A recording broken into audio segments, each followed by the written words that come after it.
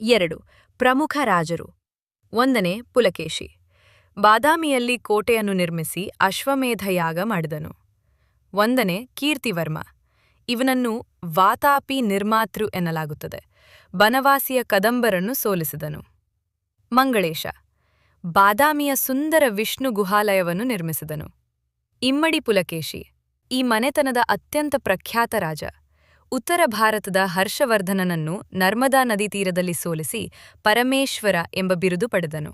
ಇವನ ದಿಗ್ವಿಜಯಗಳ ಬಗ್ಗೆ ರವಿಕೀರ್ತಿಯ ಐಹೊಳೆ ಶಾಸನ ತಿಳಿಸುತ್ತದೆ.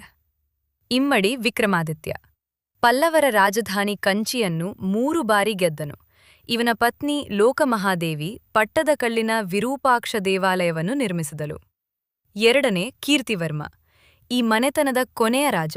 ಇವನನ್ನು ರಾಷ್ಟ್ರಕೂಟರ ದಂತಿದುರ್ಗ ಸೋಲಿಸಿದನು.